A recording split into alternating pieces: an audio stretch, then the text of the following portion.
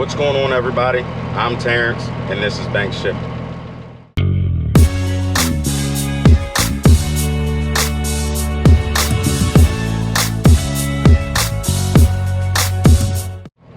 All right, good morning, good morning. Hope everybody's doing good this morning. If you ain't up, go ahead and get up, start that grind. And by the way, I'm back, for real this time. In the Pete, in the 359, first load. It's a 2-stop, one of my customer loads of insulation. Coming in about, I don't know, about 16,500 pounds, a little less than that.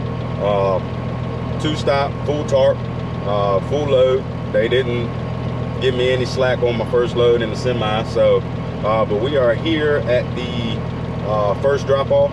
So I'm gonna go ahead and get out, untarp, unstrap, so we can get on the road. Head to our second stop, because then we got to go back to the customer and pick up another load for tomorrow. So I'll catch y'all in a minute. All right, guys, so we made it to our second stop. Got that unloaded. Had a little bit of trouble at the first stop. Took me a little longer than I wanted because there was 2 skids of product that they weren't supposed to get. So they're sending it back to the shipper.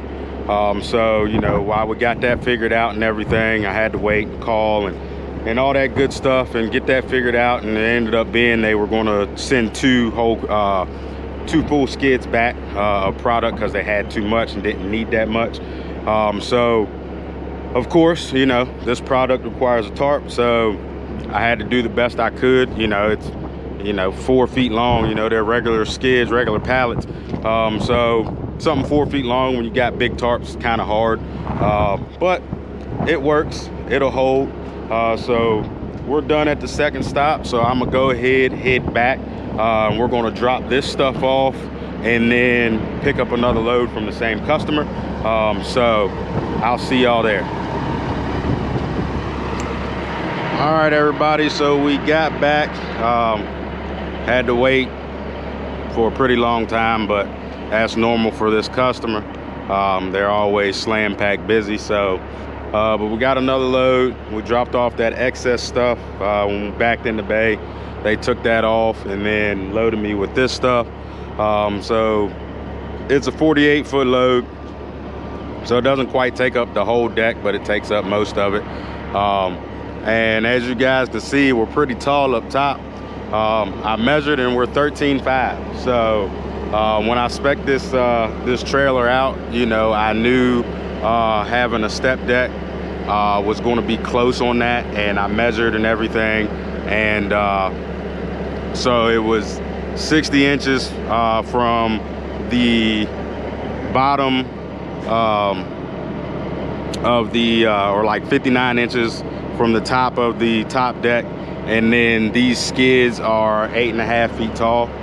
So you're looking at about 13.4, 13.5. So we're right there on the cusp of that 13.6, but under 13.6. So, but it is tall. It actually makes my stacks look short. My stacks are 13 feet tall, but actually makes them look short. So it's good because I can kind of gauge off the stack sometimes without having to measure.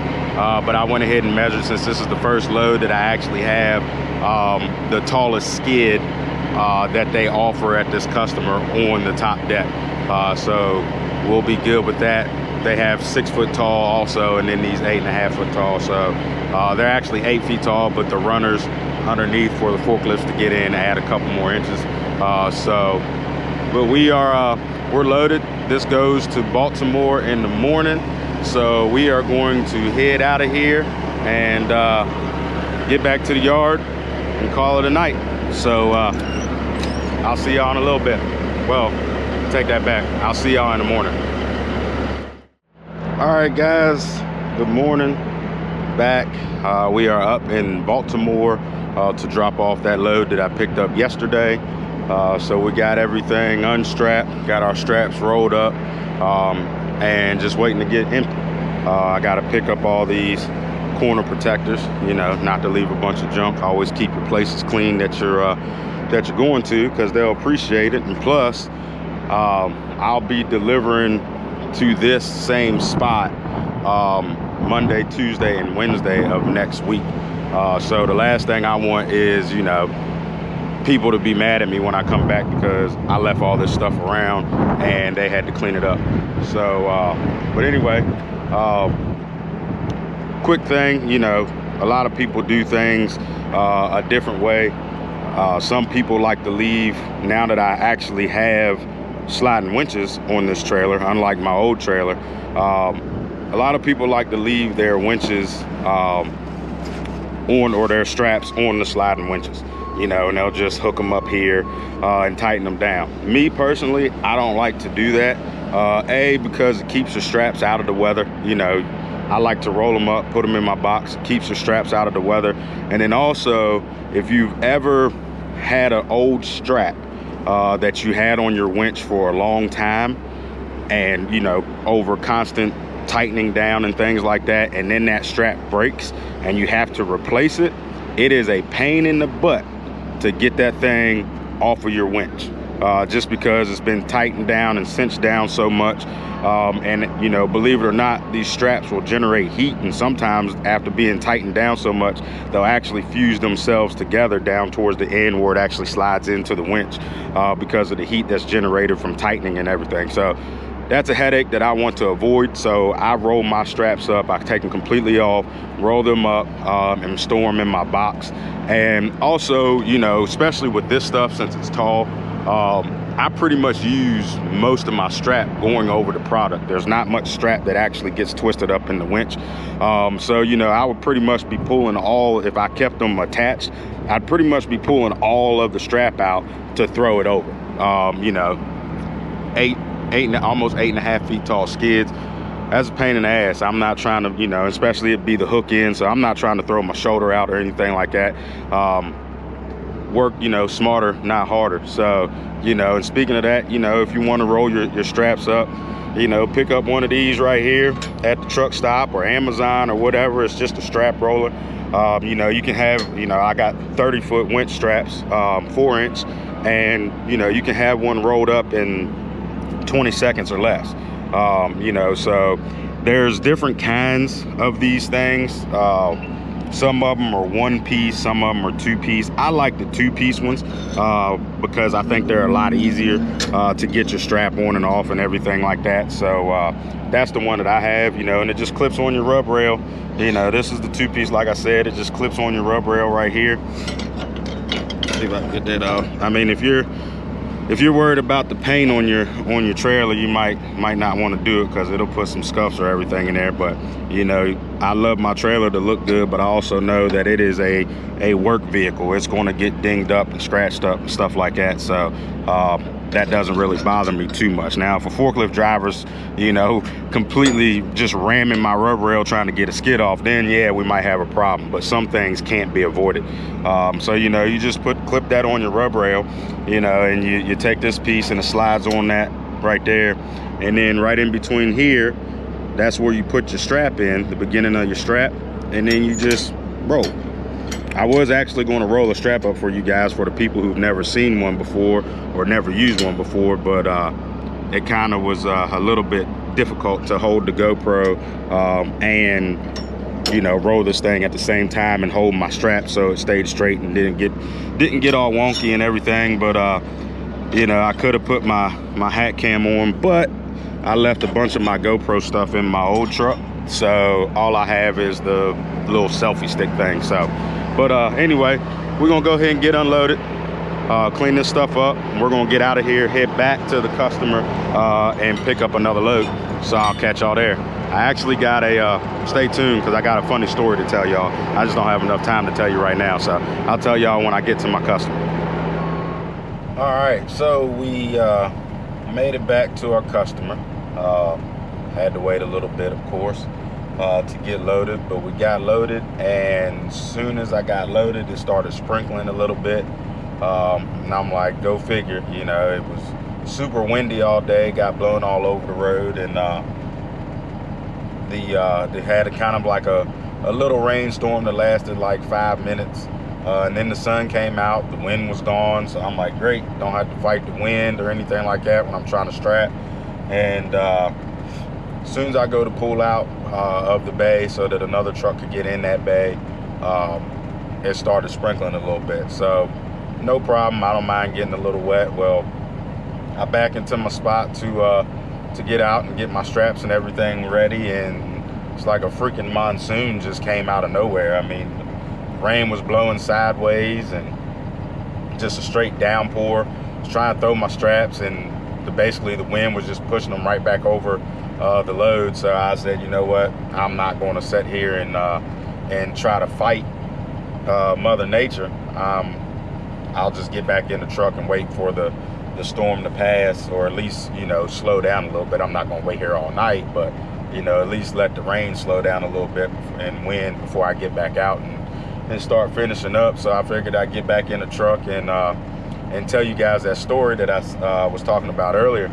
So yesterday, the load, when I was coming back to get the load that I dropped off this morning, I was coming into my customer, and they have a gate, and you know, when you come through the gate, you got to make an immediate right turn, and basically you loop around the building, and that's where you get loaded, and then you go back around the building, and you exit the same way that you enter. You know, it's like a big circle.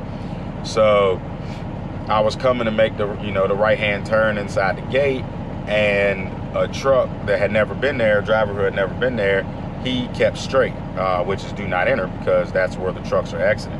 So he had to back up. So, you know, I stopped and I backed up, and well, I was kind of in the middle of the road because I was getting ready to swing out to make that right hand turn, and there was a truck driver who was coming out of the customer, and I don't know what was going on, but he was super impatient, and, you know, he takes off and he's jamming through the gears, and trucks rocking back and forth, and he swerves and almost hits the driver in front of me that's backing up.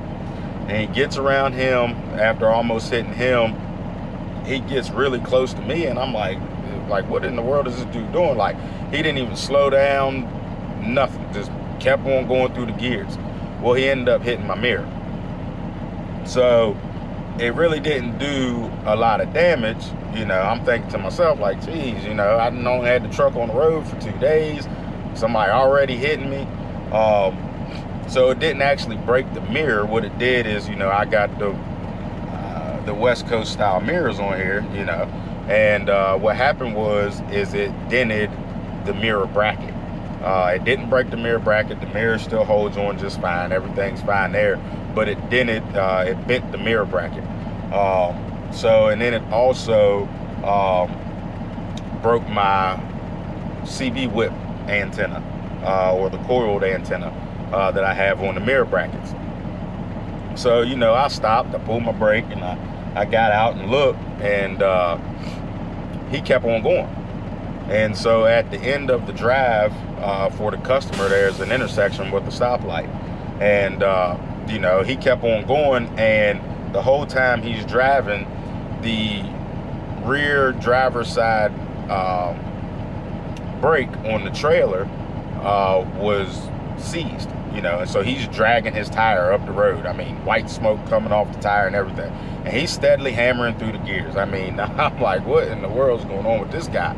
So he finally realizes his brake is hanging up, so at the stoplight he's trying to go forward and backwards to try to free up that brake. So that gave me enough time to run down the drive and, you know, get a hold of him. So he had gotten out the truck to check his brakes, and I said, you know, hey bro, you know, you just hit my truck back here. I said, you bent my mirror bracket in my CB antenna. So first thing he says is, I didn't hit your effing mirror. And I'm like, okay, yes you did. You know, dude, I was not mad, as nice as I could be, just letting him know, you know, hey, you hit my mirror. And he automatically went from 0 to 100 real quick on the aggressive scale. So, you know, I let him know you did hit my mirror. I said, you know, if you would have slowed down a little bit, or looked, or stopped and got out and looked, you would have noticed that you did in fact hit my mirror. And you also would have noticed that you were dragging your tires down the road. You know, you would have noticed that your brake was seized. And so he said a few choice words that I'm not going to repeat because I don't need to repeat. But then he put his fist up both of his fists up in front of his face and asked me if I wanted to fight. So I just laughed. You know, at that point it was hilarious, because I'm just like, man, all I need is your company info if you're the owner or whoever your owner is. So, you know, it ain't got to go through an insurance or nothing like that. Mirror bracket and CB antennas are cheap. You know, just cut me a check so I can replace the stuff, and that's it. That's all I need, you know. And he asked me once again if I wanted to fight. And I was like, look, man, I'm in business to make money. You know, that's all I'm trying to do is make money, take care of my family. I don't have time to fight you, you know. But I said, you know, that I got everything that I needed, you know, because I got his company name off the side of the truck, and then I could come into my customer and see the sign-in sheet with his company name, his phone number, where he was dropping the load at, you know. So I had all his information. So, you know, I was like, you can go on about your business, you know, but no, I'm not going to fight you. And so then when I got, you know, I went back to my truck and drove around the building and got to where I signed in, and evidently this same driver had 2 other run-ins with 2 other drivers prior to him hitting me. So, you know, I don't know what was wrong with the guy. Maybe he was just having a bad day or whatever. But yeah, he was super aggressive and had some other demons going on. But you know, so I was able to get in contact with his boss, the owner of the company. You know, and we exchanged some information. And you know, I told the guy, you know, I'm not in it to jam nobody up. You know, maybe he was just having a bad day. You know, but he was super aggressive. I'm just gonna let you know what went on. You can handle your employees how you see fit, you know, but this is what happened. And I told him, you know, we can do it 1 or 2 ways. You know, you can just, I'll send you the pictures of the damage. I'll send you the information of what it costs to replace those things that were damaged. And, you know, you can send me some money and I'll fix it myself. Or we can do it the hard way. And, you know, I can call the police and file a hit and run. And then that's going to go against your driver. It's going to go against your company, your insurance, all that stuff, you know. But like I told him, I'm not in this to jam nobody up. You know, I don't know what's going on in that driver's life, you know, so that's not me. You know, I don't want to jam anybody up over a mirror bracket, you know, but sometimes there are principles to things, you know, and really all I wanted was just the guy's information so that I could get my stuff fixed. But it is what it is, you know, so I got in contact with the guy and we're going to get everything handled. But, you know, you never know what people are going through and you never know what people are going to do. But, you know, it's a testament to my character, because had I been younger, you know, or not been in the mindset that I am these days, I probably would have took him on his offer and went ahead and fought in the middle of the street.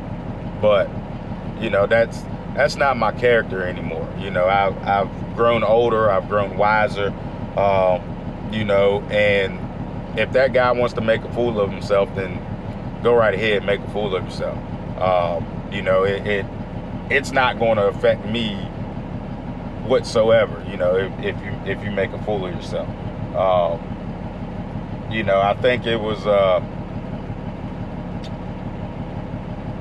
Bruce Lee that said a quick temper will make a fool of somebody sooner or later, or something like that, soon enough. And that's true. You know, if that guy keeps up that attitude, he might find that one person who is willing to take him up on his offer to fight, you know, and it might end badly for him, you know, but it wasn't going to be me. You know, I just hopped in the truck and handled it the way that I saw fit, you know, prayed for the guy, you know, hopefully that, you know, he, you know, can battle his demons, whatever demons he was battling that day, you know, and I'm going on about my business. You know, it don't affect me whatsoever, other than, you know, denting my baby up 2 days into her being on the road. But it is what it is. You know, accidents happen. You know, and that's why I try to tell the guy, accidents are going to happen. You know, it's not that big of a deal, you know, but whatever. So I ended up calling the police anyway, just to get an incident report. You know, I didn't file a hit and run or anything like that. I just needed an incident report, you know, for my records. So that way, if, you know, the guy ends up backing out of, you know, our deal, just sending me a check to replace the stuff, then I'll go forth with a police report, you know, and just send it straight to his insurance if I got to. But I don't want to, you know. It don't need to go that far, you know. It's pretty simple. But I mean, I don't know that guy, so we'll see what happens. But that's my story. It was a pretty hectic day yesterday, all over a mirror bracket. But oh well. So let that be a testament to you guys to, you know, keep your anger down here. You know, you gotta have an avenue to get your anger out. You know, you can't hold that in, because anger is just going to turn into poison if you hold it in. But you know, you don't. I was always, you know, told to take your anger out on problems and not people. Whatever problem that has caused you to be angry at, you take your anger out on that problem and find a solution to fix it. You don't take it out on a person that don't have nothing to do with it. You know, so it's a lot easier to be happy and nice and courteous than it is to be angry. You know, it takes effort to be angry. You know, so don't let that poison. You know, just live life, be happy, be grateful, you know, that you're on the upside of the dirt. Be grateful that you got a job if you do got a job. If you don't, be grateful that you're on the upside of the dirt and know the better times are going to come and you're going to get a job. Life's too short to live it angry, you know, so. But that's enough of my rambling. The rain has seemed to slow down a little bit, so I'm going to go finish my job, go ahead and strap everything up. It's Friday, so I'm trying to get home. I'll see y'all in a little bit. All right, so the monsoon stopped and I was finally able to get my straps on and get those tightened down. So we are loaded for Monday. It's going back to the same place in Baltimore that I was at this morning. So we are back at the yard now and ready for the weekend. It's supposed to be a nice weekend here. You know, the weather's starting to break, starting to get warmer. You know, excited to do outside activities, get out the house and things, and just have some beautiful weather. So hopefully everybody has a good weekend, you know, a fun weekend, a safe weekend. And remember what I said, you know, in my story about, you know, anger.